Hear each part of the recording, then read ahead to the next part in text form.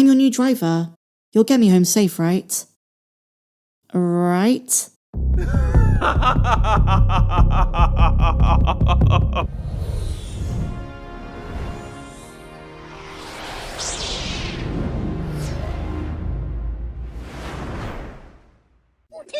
Hello my dear friends, and welcome back to another video. So this is a follow-up to a video I posted about a month ago when Andor Season 2 is in full swing. We spoke in great depth about Cinta's death. I was really bummed out by it, but it made sense. We knew tragedy was going to strike in Season 2, and I have to say, Cinta seemed like she would be at the top of the list. She'd spent a year apart from her girlfriend Val. She was working for Luthen, who in many ways was keeping them apart. And as Cinta said in the first season, she prioritizes the fight. When the fight is over, when the rebellion has won, they take what's left. But another reason they were apart is that Cinta was injured. She suffered a mysterious, life-threatening injury, but survived. And so reunited, during the Ghorman mission, Val and Cinta spend one last night together. But then, in a highly avoidable accident, she was shot by the young rebel Sam, who disobeyed orders and got into an argument with passerby Lizine. Sam accidentally fired his blaster, and Cinta was killed on the spot. It was so tragic seeing Val's response. But there is one Cinta question that still lingers from Season 2, and Tony Gilroy has finally addressed it.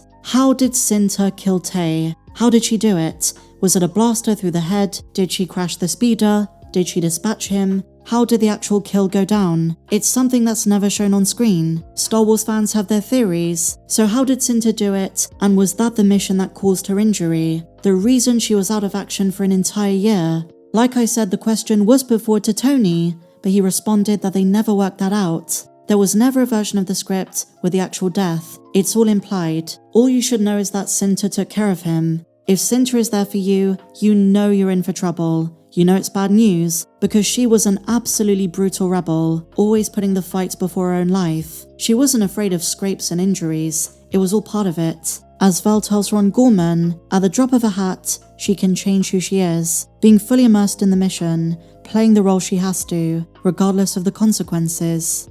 But let me give you my version of events, how I think it happened. So cast your minds back to Chandrila, the first arc of Season 2, Leader's Wedding, 4 BBY. Luthen contacts Cinta to pretend to be Tay Kolma's new driver. She obliges and arrives with the transport in uniform. And he's a bit confused at first. He's wondering where Otto is, his normal driver. Being a rich Chandrilan, Tay doesn't question it. He's probably had other drivers fill in for Otto in the past, so he doesn't think twice. He then gets in, and Cinta knows she's got to do the deed. So how does she do it? The leading theory is that she turns around and does the deed with a blaster, point blank range, and disposes of his body elsewhere. This is a pretty straightforward answer, but doesn't address Cinta's injury, if they're related. But let's say she was injured from this incident. Some of the more, let's say, creative theories involve the taxi itself.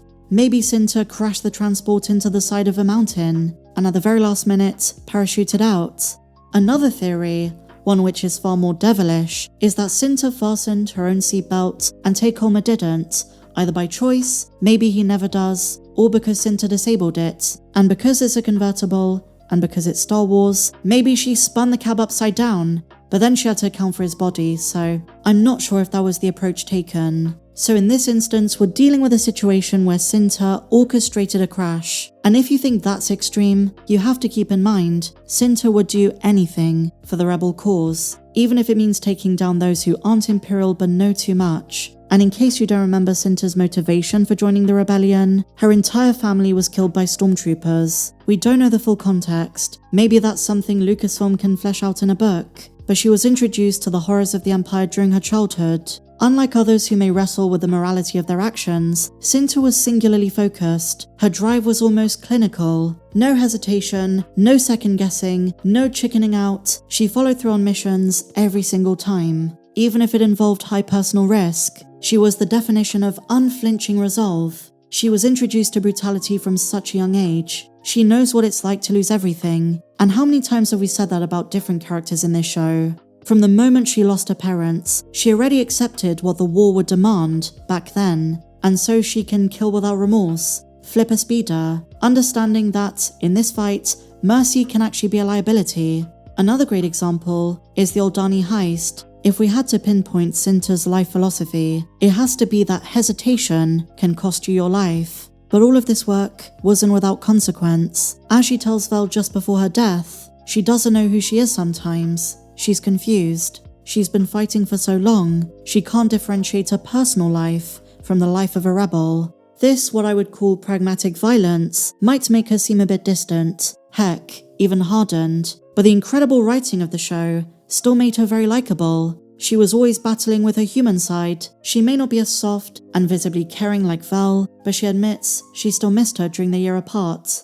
And in this way, she kind of reminds me of Bix in episode 9. She chose the fight over Cassian. She was pregnant with their child, and she knew if he found out, he would want to quit, which he was already talking about. Cinta's situation is very similar. I think she felt as though if she spent too much time with Vel, if they started putting their relationship first, it would make their mission more difficult. It'd be hard to go back to the rebellion. So I think in Cinta's mind, she was constantly putting up walls. Not because she's naturally a very hard person, not because she's stoic and cold inside, but because it was out of necessity. I think just like Bix, Cinta dreamed of the day the fight would be over. All of the insurrections, every mission she undertook was going to lead to victory, and she thought to herself, when that day comes, we can finally have the life we wanted. But now Bix and Vel have something in common, a broken heart from a promise that could never happen. Cinta is gone, and so is Kaz. I love hearing Tony Gilroy talk about these characters, and on the subject of Vel and Cinta, he talked about wanting representation to feel natural, not shoehorned in, and not done just for the sake of diversity. He wanted to show the reality of love in war. This is something I spoke about in my last video on the subject. But here's the new quote. I mean, what more natural way to treat it than treat it like a real thing? I'm not going to start to socially engineer my characters for some chat room. Tony's characters, all of them, are wonderful additions. I am still frustrated Cinta didn't survive to the Ghorman massacre though. I would have loved to have seen her battle amongst all the chaos, taking out some stormtroopers herself, or trying to, having flashbacks to what happened to her parents. Because I would say most of her kills are done pretty quietly. This could have been a nice change of pace. But there's a lesson to be learnt in her death scene. Childish clumsiness can cause accidents. And as Vel tells the kid, he's going to take her with him everywhere he goes for the rest of his life. Cinta's death was going to shape his own path. And Vel, having survived, is now a crucial character for the future of the Rebel Alliance. I don't think we've seen the last of her. Fingers crossed. But what do you guys think? I want to ask you the question. How do you think Cinta killed Tay? Let me know in the comments down below. And if you enjoyed this video, my dear friends, please be sure to give me a big fat thumbs up. Subscribe if you're new. Check me out on socials. If you want to support what I do on the channel, please consider becoming a patron. The link is down below. But until the next one, my dear friends, may the Force be with you, always.